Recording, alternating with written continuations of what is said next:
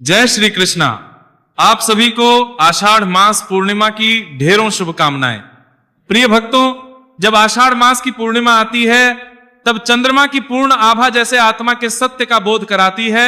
यह दिन न केवल गुरु पूर्णिमा के रूप में पूज्य है, बल्कि श्री हरि विष्णु की कृपा और सत्य मार्ग की खोज का भी पर्व है।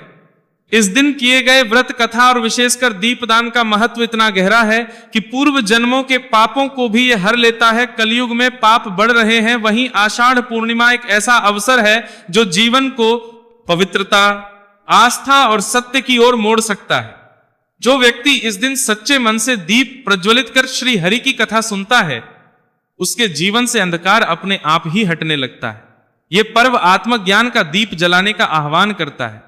आइए सुनते हैं आषाढ़ पूर्णिमा के दिन सुनी जाने वाली कथाएं।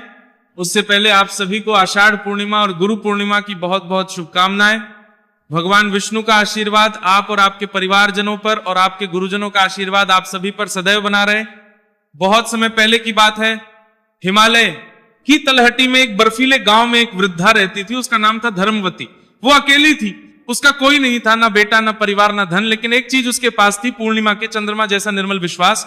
हर महीने पूर्णिमा आती, गांव में चहल पहल होती, लोग पूजा करते, दीप जलाते, मिठाइयां बांटते। लेकिन धर्मवती सिर्फ एक टूटे से दीपक में थोड़ा सा तेल डालकर उसे नदी के किनारे रख देती और हाथ जोड़कर कहती, हे चंद्रवदनी लक्ष्मी माता, इस दीप में धन नहीं है, मन है। इसमें घी नहीं, मेरी सांसों की बूंदें हैं। ये दीप नहीं बल्कि मेरी आत्मा है। हे मां, कृपया इसे अपने चरणों तक पहुंचा देना। गांव के लोग उसका मजाक उड़ाते, लेकिन वह वृद्धा हर पूर्णिमा यही करती रही। फिर एक दिन अचानक गांव के लोग बीमार पड़ने लगे और फिर यह हुआ कि रोज ही शमशान की चिमलियां जलने लगी। कोई भी इलाज काम नहीं कर रहा था। बच्चों से लेकर बुजुर्ग तक भयभीत थे। लोगों ने अपने घरों के दरवाजे बंद कर लिए। गांव अंधकार और भय के साए में डूब गया। कोई नहीं समझ पा रहा था कि क्या करे, कहां जाए, किससे मदद मांगे।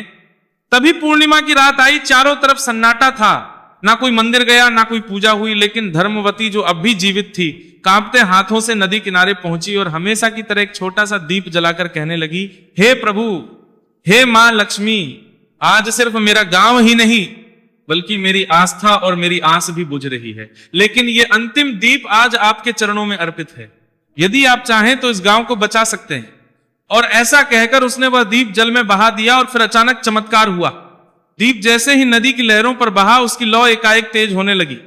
धीरे धीरे वह दीप पूरे गांव को रोशन करने लगा, मानो कोई दिव्य प्रकाश के सामने प्रकाश के लिए फैल रहा हो। मंदिर की घंटियां अपने आप बज उठी। लोगों ने खिड़कियां खोलकर देखा तो चारों ओर एक शांत मधुर प्रकाश बिखर चुका था और उसी रात से महामारी की गति रुक गई। अगले दिन लोग पहुंचे। उन्होंने देखा कि मंदिर के भीतर उस वृद्धा का वही दीप अब भी जल रहा था, बिना बुझे। लेकिन धर्मवती अभी संसार में नहीं थी। मंदिर में एक दिव्य वाणी गूंजी, जिसने पूर्णिमा की हर रात अपने आंसुओं और विश्वास से दीप जलाया। उसी की भक्ति ने इस गांव को बचाया। एक दीप से जो पुण्य फैला वह 100 यज्ञों से भी बड़ा था। इस प्रकार तारे की पुर मंदिर में पूर्णिमा की रात जब हम दीप दान करते हैं तो वो सिर्फ दीप नहीं बल्कि प्रभु से सीधा संवाद बन जाता है। जब कोई और रास्ता नहीं बचता तब श्रद्धा का दीप रास्ता बनाता है। और सबसे बड़ी बात, भक्ति में ही सामर्थ्य है संपूर्ण सृष्टि को बदल देने की। आइए अब सुनते हैं आषाढ़ पूर्णिमा की कथा। और आज के इस वीडियो के अंत में आप गजेंद्र मोक्ष की कथा भी सुनेंगे, इसलिए इन कथाओं को धैर्य के साथ पूरा जरूर सुनिएगा।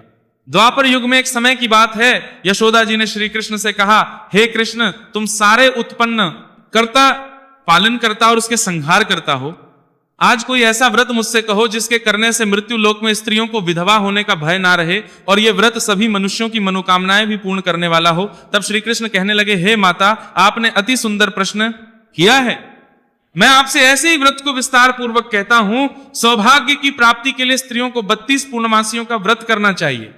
इस व्रत के करने स्त्रियों को सौभाग्य संपत्ति मिलती है। यह व्रत अचल सौभाग्य देने वाला और भगवान शिव के प्रति मनुष्य मात्र की भक्ति को बढ़ाने वाला है। तब यशोदा जी कहने लगी, हे कृष्ण, सबसे पहले इस व्रत को मृत्यु लोक में किसने किया था, इसके विषय में भी मुझे विस्तार पूर्वक बताओ।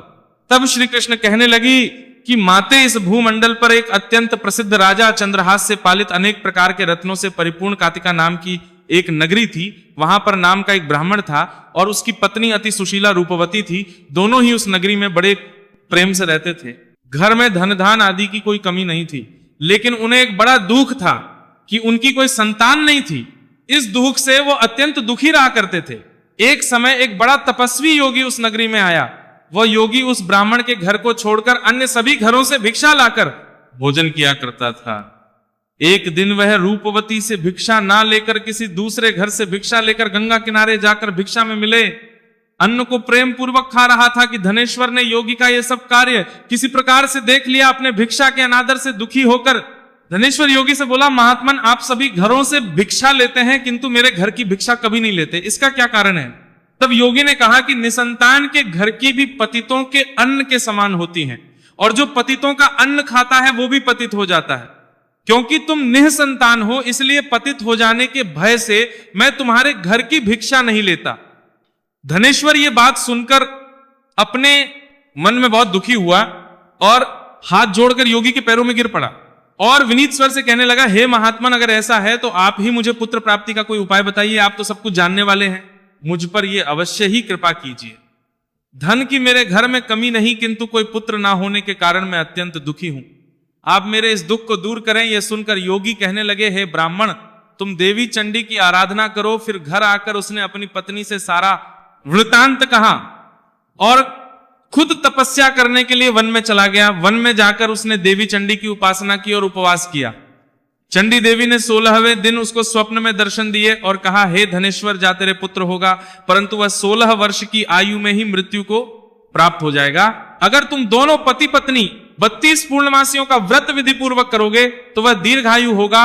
जितनी तुम्हारी सामर्थ्य हो, आटे के उतने दिए बनाकर शिव जी का पूजन करना, किंतु पूर्णमासी को 32 की संख्या पूरी हो जानी चाहिए। प्रातः काल होने पर इस स्थान के पास ही तुम्हें आम का एक वृक्ष दिखाई देगा, उस पर चढ़कर तुम एक फल तोड़कर जल्दी अपने घर ले जाना और अपनी पत्नी से सारा वृतांत कहना। तो स्नान के बाद वह स्वच्छ होकर श्री शंकर जी का ध्यान करके उस फल को खा लेगी। तब शंकर भगवान की कृपा से उसको गर्भ ठहर जाएगा।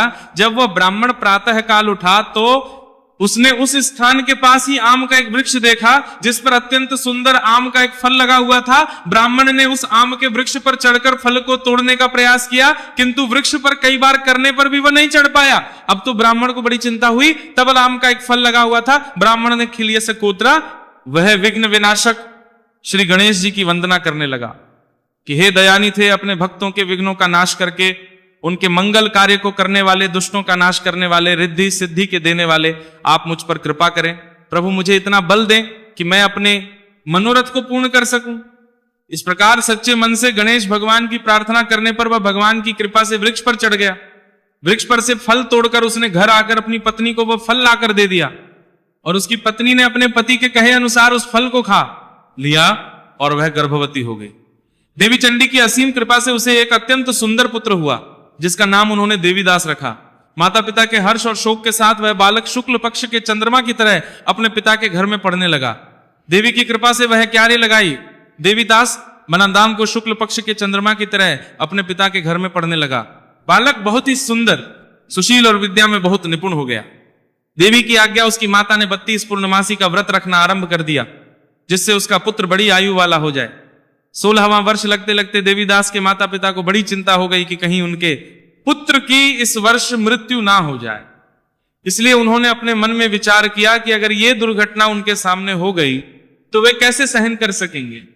इसलिए उन्होंने देवीदास के मामा को बुलाया और कहा, हमारी इच्छा है कि देवीदास 1 वर्ष तक काशी में जाकर विद्या और उसको तुम अकेला कभी नहीं छोड़ना, इसलिए तुम साथ में जाओ और 1 वर्ष के बाद इसको वापस लौटा लाना। सारा प्रबंध करके उसके माता पिता ने काशी जाने के लिए देवीदास को एक घोड़े पर बिठाया और उसके मामा को उसके साथ कर दिया। किंतु बालक के अल्पायु होने की बात बालक को या उसके मामा को नहीं कही। धनेश्वर ने अपनी पत्नी के साथ मिलकर अपने पुत्र की मंगल कामना और दीर्घायु के लिए देवी भगवती की आराधना और पूर्णमासियों का व्रत आरंभ कर दिया। इस प्रकार 32 पूर्णमासी का व्रत पूरा किया। कुछ समय बीतने के बाद एक दिन वह दोनों मामा और भांजे रास्ते में रात बिताने के लिए किसी ग्राम में ठहरे हुए थे। उस दिन उस गांव में एक ब्राह्मण की अत्यंत सुंदरी, सुशीला, विदुषी और गुणवती कन्या का विवाह होने वाला था। जिस धर्मशाला के अंदर वर और उसकी बारात ठहरी हुई थी, उसी धर्मशाला में देवीदास और उसके मामा भी ठहरे हुए थे।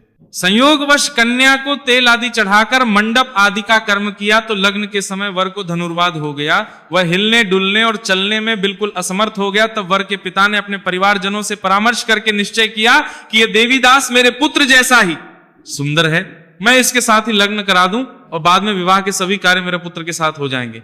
ऐसा सोचकर देवीदास के मामा से जाकर वह बोला कि तुम थोड़ी देर के लिए अपने भांजे को हमें दे दो, जिससे विवाह के लग्न का सारा कार्य सुचारू रूप से हो सके। तब उसका मामा कहने लगा कि जो कुछ भी मधुपर्क आदि कन्यादान के समय वर को मिले वो सब हमें दे दिया जाए, तो मेरा भांजा इस बारात का दुल्हा बन जाएगा।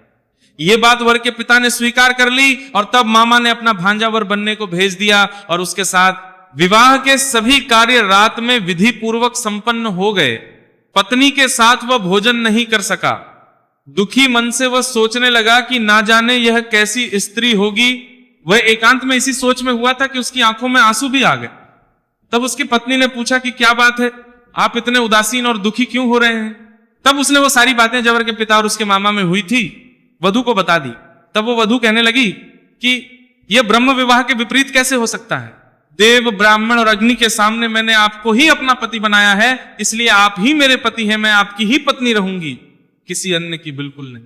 तब देवीदास ने कहा कि ऐसा मत करो, क्योंकि मेरी आयु बहुत थोड़ी है। मेरे मरने के बाद तुम्हारी क्या गति होगी, इस बात को अच्छी तरह सोच लो। परंतु वह वधु दृढ़ विचार वाली थी, बोली कि जो आपकी गति होगी वही मेरी भी होगी। हे स्वामी, आप उठिए और भोजन कीजिए, आप निश्चय ही भूखे होंगे। तब देवीदास और उसकी पत्नी ने मिलकर भोजन किया और रात में वे सो गए। प्रातःकाल देवीदास ने अपनी पत्नी को 3 नगों से जड़ी हुई एक अंगूठी और एक रुमाल दिया और बोला, प्रिय संकेत समझकर रखो और शांत हो जाओ। मेरा स्मरण और जीवन जानने के लिए पुष्प वाटिका बना लो, उसमें सुगंधी वाली एक नवमल्लिका लगा लो, उसको हर दिन जल से सींचना और आनंद के साथ खेल कूदना और उत्सव मनाना। जिस समय और जिस दिन मेरी मृत्यु का होगा ये फूल सूख जाएंगे और जब ये फिर से हरे भरे हो जाए तो समझ लेना कि मैं जीवित हूं। ये बात निश्चय करके समझ लेना और इसमें कोई संशय मत करना। ऐसा समझा बुझा कर वो चला गया। प्रातः होते ही वहां पर गाजे बाजे बजने लगे। जिस समय विवाह के कार्य समाप्त करने के लिए वर तथा सब बाराती मंडप में आए तो कन्या ने वर को भली प्रकार से देखकर अपने पिता से कहा कि ये मेरा पति नहीं है, मेरा पति वही है जिसके साथ रात में मेरा विवाह हुआ था। इसके साथ तो मेरा विवाह ही नहीं हुआ। अगर ये वही है तो बताएं कि मैंने इसको क्या दिया था और आपने हमारे बीच में क्या गुप्त बातें हुई थी, वो सब बताएं। पिता ने उसके कहे अनुसार वर को बुलवाया। कन्या की सारी बातें वह कहने लगा कि मैं कुछ नहीं जानता। इसके बाद वह लज्जित होकर अपना समूह लेकर चला गया और सारी बारात भी अपमानित होकर वहां से लौट गई। भगवान श्री कृष्ण आगे बोले, हे माते इस माते। प्रकार देवीदास काशी विद्या पढ़ने के लिए चला गया। जब कुछ समय बीत गया तो काल से प्रेरित होकर एक सांप रात के समय उसको डसने के लिए वहां पर आया। उस विषधर के प्रभाव से, उसके बिस्तर के चारों ओर से विष की ज्वाला से वह बिस्तर विषैला हो गया, परंतु व्रतराज के प्रभाव से उसको वह सांप काट नहीं पाया, क्योंकि पहले ही उसकी मां ने 32 पूर्णमासी का व्रत था। इसके बाद मध्याह्न के समय स्वयं काल वहां पर आया और उसके शरीर से उसके प्राणों को निकालने का प्रयास करने लगा, जिससे वह मूर्छित होकर धरती पर गिर पड़ा। भगवान की कृपा से उसी समय देवी पार्वती जी के साथ श्री शंकर जी वहां पर आ गए। उसको मूर्छित दशा में देखकर देवी पार्वती ने भगवान से प्रार्थना की, हे प्रभु, इस बालक की माता ने पहले 32 पूर्णमासी का व्रत किया था, जिसके प्रभाव से हे भगवान अब आप इसको प्राणदान दे दीजिए। देवी के कहने पर भक्त वत्सल भगवान ने उस बालक को प्राणदान दे दिया। इस व्रत के प्रभाव से काल को भी पीछे हटना पड़ा और देवीदास स्वस्थ होकर बैठ गया। उधर उसकी पत्नी उसके काल की प्रतीक्षा किया करती थी। एक दिन उसने देखा कि उस पुष्प वाटिका में पत्र पुष्प कुछ भी नहीं रहे, सब कुछ सूख कर नष्ट हो गए हैं। तो उसे बड़ा आश्चर्य हुआ, किंतु कुछ ही क्षण में वह सब वाटिका पहले की तरह हरी भरी हो गई। तब वह समझ गई कि उसके पति पुनर्जीव गए। यह देखकर वह बहुत प्रसन्न होकर अपने पिता से कहने लगी, पिताजी, मेरे पति जीवित हैं, आप उनको ढूंढिए। जब 16 वर्ष बीत गया तो देवीदास भी अपने मामा के साथ काशी से वापस अपने घर के लिए चल पड़ा। इधर उसके ससुर उसको ढूंढने के लिए घर से जाने ही वाले थे कि वह दोनों मामा भांजा वहीं पर आ गए।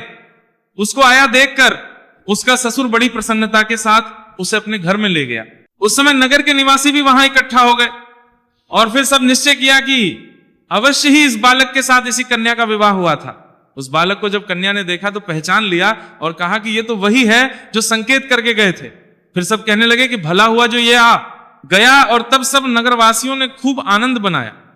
कुछ दिन के बाद देवीदास अपनी पत्नी और अपने मामा के साथ अपने ससुर के घर से बहुत सारा उपहार लेकर अपने घर की ओर चल पड़ा। जब वह अपने नगर के निकट गया तो कई लोगों ने उसे देखकर उसके पिता को पहले ही जाकर सूचना दे दी। कि तुम्हारा पुत्र देवीदास अपनी पत्नी और मामा के साथ आ रहा है। ऐसा सुनकर पहले तो उन्हें विश्वास ही नहीं हुआ, किंतु जब और लोगों ने भी आकर उनकी बात का समर्थन किया तब उन्हें बड़ा आश्चर्य हुआ। इतने में ही देवीदास भी अपने घर पहुंच गया और देवीदास ने अपने माता पिता के चरणों में सर रखकर प्रणाम किया और उसकी पत्नी ने भी अपने सास ससुर के चरणों को स्पर्श किया। तो माता पिता ने अपने पुत्र और पुत्रवधू को अपने हृदय से और सबकी आंखों से प्रेम के आंसू बहने लगे। अपने पुत्र और पुत्रवधू के आने की खुशी में धनेश्वर ने बड़ा भारी उत्सव किया और ब्राह्मणों को भी बहुत सीधान दक्षिणा देकर प्रसन्न किया। भगवान श्री कृष्ण कहने लगे, माते इस प्रकार धनेश्वर 32 पूर्णिमासियों के व्रत के प्रभाव से पुत्रवान हो गया। जो भी स्त्रियां इस व्रत को करती है वे जन्म जन्मांतर में भी वैधव्य का दुख नहीं भोगती और सदैव सौभाग्यवती रहती है। ये मेरा वचन, इसमें कोई संदेह नहीं। यह व्रत पुत्र पौत्रों को देने वाला तथा संपूर्ण मनोकामनाओं को पूर्ण करने वाला है। 32 पूर्णमासियों के व्रत करने से व्रत की सारी इच्छाएं भगवान की कृपा से पूर्ण हो जाती है। जब भगवान अपने भक्त के बुलाने पर नंगे पांव भागे चले आए, तो चलिए आपको सुनाते हैं गजेंद्र मोक्ष की अद्भुत कथा। प्राचीन समय की बात है, द्रवण देश में एक पांडव वंशी राजा राज करते थे। का नाम था इंद्रद्वीन। वे भगवान की आराधना में, भक्ति में ही अपना अधिकतर समय बिताया करते। यद्यपि उनके राज्य में चारों ओर सुख शांति थी, प्रजा प्रत्येक रीति से संतुष्ट थी, प्रसन्न थी, फिर भी राजा इंद्रद्युम्न अपना समय राज्य कार्य में बहुत ही कम दे पाते थे। उनका कहना था कि भगवान विष्णु ही मेरे राज्य की व्यवस्था करते हैं, इसीलिए वे अपने इष्ट परम प्रभु की उपासना में ही सदा लीन रहा करते थे। राजा इंद्रद्युम्न मन में आराध्य आराधना की लालसा बढ़ती ही चली गई। इस कारण एक बार वे राज्य को त्याग कर मलय पर्वत पर रहने लगे। तब उन्होंने अपना वेश तपस्वियों जैसा बना लिया, सिर के बाल बढ़कर जटा के रूप में हो गए थे और वे निरंतर परब्रह्म परमात्मा की आराधना में तल्लीन रहते। उनके मन और प्राण भी श्री हरि के चरण कमलों में मधुकर बने रहते। इसके अलावा उन्हें जगत की कोई भी वस्तु नहीं सुहाती थी। उन्हें राज, कोष, प्रजा तथा पत्नी आदि किसी प्राणी या पदार्थ की स्मृति ही नहीं होती थी, किसी की भी याद नहीं आती थी। एक बार की बात है, राजा इंद्रद्युम्न प्रतिदिन की तरह स्नान आदि से निवृत्त होकर सर्वसमर्थ प्रभु की उपासना में लीन थे। उन्हें बाहरी जगत का कुछ भी ध्यान नहीं था। संयोग से उसी समय महर्षि अगस्त्य अपने समस्त शिष्यों के साथ वहां पहुंच गए, लेकिन ना पार्थ, ना अर्घ्य, ना स्वागत, मौन वृत्ति, इंद्रद्वीन परम प्रभु के ध्यान में निमग्न थे, जिस कारण महर्षि अगस्त्य क्रोधित हो गए और उन्होंने क्रोधित होकर राजा इंद्रद्युम्न को श्राप दे डाला कि इस राजा ने गुरुजनों से शिक्षा नहीं ग्रहण की है और अभिमानवश परोपकार से निवृत्त होकर यह मनमानी कर रहा है। नशियों का अपमान करने वाला यह राजा हाथी के समान है, इसलिए इसे घोर अज्ञान में हाथी की योनि प्राप्त हो। महर्षि भगवत भक्त इंद्र दिव्य को यह श्राप देकर वहां से चले गए। राजा इंद्रद्वीन ने भी इसे श्री भगवान का मंगलमय विधान समझकर प्रभु के चरणों में सिर रखा। श्री राब्धि में 10 सहस्त्र योजन लंबा चौड़ा और ऊंचा त्रिकुट नामक पर्वत था। वह पर्वत अत्यंत सुंदर और श्रेष्ठ था। उस पर्वतराज त्रिकुट की तराई में छतुमान नामक भगवान वरुण का क्रीड़ा का आनंद था। उसके ओर सुंदर दिव्य वृक्ष सुशोभित थे। वे वृक्ष सदा ही पुष्पों और फलों से लदे रहते थे। उसी क्रीड़ा का आनंद जतुमान के पास में पर्वत श्रेष्ठ त्रिकुट के गहन वन में हथनियों के साथ अत्यंत शक्तिशाली और अमिट पराक्रमी गजेंद्र रहा करता था। एक बार की बात है, गजेंद्र अपने साथियों सहित प्यास लगने के कारण बहुत व्याकुल हो गया था। वह कमल की गंध से सुगंधित वायु को सूंघकर एक मन को लुभाने वाले विशाल सरोवर के तट पर से गजेंद्र ने उस सरोवर के निर्मल, शीतल और मीठे जल में प्रवेश किया। पहले तो उसने जल पीकर अपनी प्यास बुझाई, फिर उसी जल में स्नान कर उसने अपनी थकान दूर की। इसके बाद उसने जल क्रीड़ा आरंभ कर दी। वह अपनी सूंड में जल भरकर उसकी फुहारों से हथिनियों को स्नान कराने लगा। तभी अचानक गजेंद्र ने सूंड उठाकर चिल्लाना शुरू कर दिया। पता नहीं किधर से एक मगध ने आकर उस गजेंद्र का पैर पकड़ लिया था। गजेंद्र अपना पैर छुड़ाने के लिए अपनी पूरी ताकत लगा दी, लेकिन उसका वश नहीं चला। मगर के मुंह से उसका पैर नहीं छूट पाया। अपने स्वामी गजेंद्र को गृहग्रस्त देखकर हथिनियां, कलभ और अन्य जो गज वहां पर थे वो सभी व्याकुल हो गए। वे सूंड उठाकर चिंघाड़ने और गजेंद्र को बचाने के लिए सरोवर के भीतर बाहर दौड़ने लगे। उन्होंने पूरा प्रयास किया लेकिन सफल नहीं हो पाए। वस्तुतः महर्षि के श्राप से राजा इंद्रद्युम्न गजेंद्र हो गए थे और गंधर्व श्रेष्ठ महर्षि देवल के श्राप से ग्रह हो गए थे। वे भी अत्यंत पराक्रमी थे। दोनों के बीच इस प्रकार संघर्ष चलता रहा। गजेंद्र खुद को बाहर खींचता और वह मगर गजेंद्र को भीतर खींचता। सरोवर का निर्मल जल उनकी खींचातानी से गंधला हो गया। कमल दल क्षत विकसित हो गए। जल के अंदर रहने वाले जल जंतु व्याकुल हो उठे। गजेंद्र और ग्रह का यह संघर्ष 1 सहस्त्र वर्ष तक चलता रहा। वे दोनों जीवित ही रहे। यह दृश्य देखकर देवगण चकित हो गए। अंततः एक दिन गजेंद्र का शरीर कमजोर पड़ गया। उसके शरीर में शक्ति और मन में उत्साह नहीं रहा, किंतु जलजर होने के कारण ग्रह की शक्ति में कोई कमी ही नहीं आई। उसकी शक्ति बल्कि और बढ़ गई। वह नवीन उत्साह से और अधिक ताकत लगाकर गजेंद्र को पानी के अंदर खींचने लगा। असमर्थ के प्राण अब संकट में पड़ गए। उसकी शक्ति और पराक्रम का अहंकार चूर चूर हो गया। वह पूरी तरह से निराश हो गया। किंतु पूर्व जन्म की निरंतर भगवत आराधना के फलस्वरूप से भगवान की स्मृति हो आई। उसने निश्चय किया कि मैं कराल काल के भय से चराचर प्राणियों के शरण में सर्वसमर्थ प्रभु की शरण ग्रहण करता हूं। इस निश्चय के साथ ही गजेंद्र मन को एकाग्र कर पूर्व जन्म में सीखे श्रेष्ठ स्तोत्र द्वारा परम प्रभु की स्तुति करने लगा कि स्तुति सुनकर सर्वात्मा सर्वदेव रूप भगवान विष्णु प्रकट हो गए। गजेंद्र को पीड़ित देखकर भगवान विष्णु गरुड़ पर आरूढ़ होकर अत्यंत तेजी से उस सरोवर के तट पर जा पहुंचे। जब जीवन से निराश और पीड़ा से छटपटाते गजेंद्र ने हाथ में चक्र लिए गरुड़ पर विराजमान भगवान विष्णु को तीव्रता से अपनी ओर आते देखा तो उसने कमल का एक सुंदर पुष्प अपनी सूंड में लेकर ऊपर उठाया और बड़े कष्ट से कहा, नारायण जगतगुरु, हे भगवान, आपको नमस्कार है। गजेंद्र को इस प्रकार पीड़ित देखकर भगवान विष्णु गरुड़ की पीठ से कूद पड़े और गजेंद्र के साथ उस ग्रह अर्थात मगरमच्छ को भी सरोवर से बाहर खींच लाए और तुरंत ही अपने चक्र से ग्रह का मुंह फाड़कर गजेंद्र को मुक्त करे दिया। ब्रह्मादि देवगण भी श्री हरि की प्रशंसा करते हुए उनके ऊपर स्वर्गीय पुष्पों की वर्षा लगे। सिद्ध और ऋषि महर्षि परब्रह्म भगवान विष्णु का गुणगान करने लगे, जय जयकार करने लगे। ग्रह दिव्य शरीर धारी हो गया। उसने श्री विष्णु के चरणों में सिर रखकर प्रणाम किया और भगवान विष्णु के गुणों की प्रशंसा करने लगा। भगवान विष्णु के मंगलमय वरहस्त के स्पर्श से पाप मुक्त होकर अभिषक्त हु गंधर्व ने प्रभु की परिक्रमा की और उनके त्रिलोक के वंदित चरण कमलों में प्रणाम कर वह अपने लोक को चला गया। भगवान विष्णु गजेंद्र का उद्धार कर उसे अपना पार्षद बना लिया। गंधर्व सिद्ध और देवगण उनकी लीला का गान करने लगे। गजेंद्र की स्तुति से प्रसन्न होकर भगवान विष्णु ने सबके समक्ष कहा, प्यारे गजेंद्र, जो लोग ब्रह्म मुहूर्त में उठकर तुम्हारी की हुई स्तुति से मेरा स्तवन करेंगे उन्हें मैं मृत्यु के समय निर्मल बुद्धि का दान करूंगा। ऐसा कहकर भगवान विष्णु ने पार्षद रूप में गजेंद्र को साथ लिया और गरुड़ पर आरूढ़ होकर वे अपने दिव्य धाम को चले गए। ये थी गजेंद्र मोक्ष की कथा।